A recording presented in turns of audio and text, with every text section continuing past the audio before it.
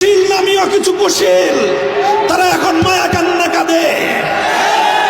খবরদার, হুঁশিয়ারি উচ্চারণ করতে চাই, 5ই আগস্টের স্বাধীনতা সংগ্রামের বিরুদ্ধে, গণ অভ্যুত্থানের চেতনার বিরুদ্ধে যারা কথা বলবে, পিঠে চামড়া থাকবে না।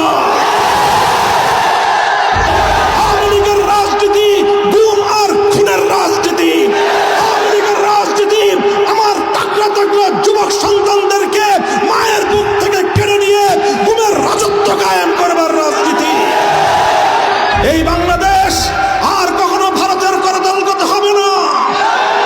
এই বাংলাদেশকে ভারতের অঙ্গরাজ্য বানাবার স্বপ্ন পূরণ হবে না। কট্টরপন্থী হিন্দুত্ববাদের আখড়া বাংলাদেশে পরিণত করতে দেওয়া হবে না। 5ই আগস্টের বিপ্লবকে যদি কেউ ছিনতাই করতে চায়, এদেশের ম্যাক্সিমাম জনগণের চিন্তা চেতনার বিরুদ্ধে যদি নতুন কোন ষড়যন্ত্র দানা বেঁধে উঠবার চেষ্টা করে, তোমরা সেই ষড়যন্ত্রকে রুখে দেওয়ার জন্য রাজপথে নেমে আসবে। একবার জাগতে হবে, আরেকবার রক্ত দিতে হবে। আলেম, ছাত্র, জাতিকে বুঝাও, স্কুল কলেজের ছাত্রকে বুঝাও, প্রস্তুতি নাও চূড়ান্ত পরিবর্তনের। আল্লাহর কসম, যদি জাতিকে বুঝিয়ে চূড়ান্ত পরিবর্তন আনতে পারো, জাতিকে বুঝিয়ে গণবিপ্লব কায়েম করতে পারো, সেই গণবিপ্লবের পরে বাংলাদেশ হবে কোরআনের বাংলাদেশ। সেই গণবিপ্লবের পরে বাংলাদেশ হবে ইসলামের বাংলাদেশ।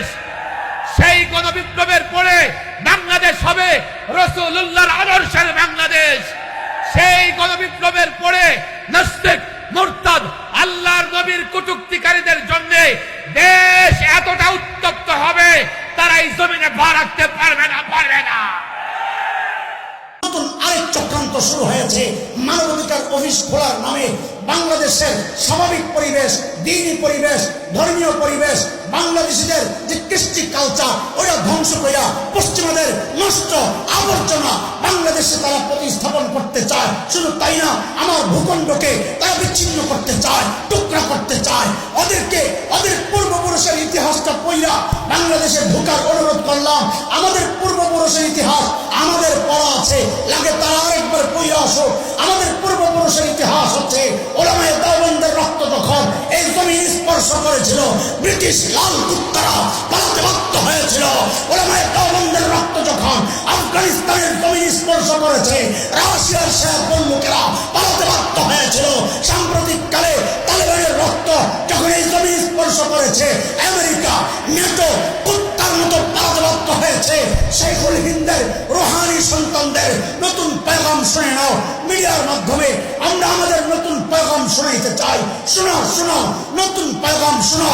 তোমাদের পূর্বপুরুষরা তো পালাতে পেরেছিল। আল্লাহর কসম, যদি আমার মানচিত্র আক্রান্ত হয়, আমার দেশকে যদি টুকরা করার চক্রান্ত হয়, দিন যদি আক্রান্ত হয়, আল্লাহর কসম একটা কেউ পালাতে দেওয়া হবে না। আমার বাংলাদেশে জাতিসংঘ মানবাধিকারের অফিস খোলার পাইতারা শুরু হয়েছে। পরিষ্কার ভাষায় বলে গেলাম, অফিস বাংলাদেশে হবে না। যেই মানবাধিকার সমকামিতাকে বৈধতা দিবে, যেই মানবাধিকার বন্ধু আর বান্ধবীকে বৈধতা দিবে, অবাধ মিলামেশাকে বৈধতা দিবে, যেই মানবাধিকার পর্দপ্রথাকে বাতিল করার জন্য চেষ্টা করবে, যেই মানবাধিকার অধিকারের নামে মানুষকে নির্লজ্জ বেহায়া বানাবে, সেই মানবাধিকারের অফিস বাংলাদেশের 92% মুসলমানের দেশে হবে না। রাজি আছেন?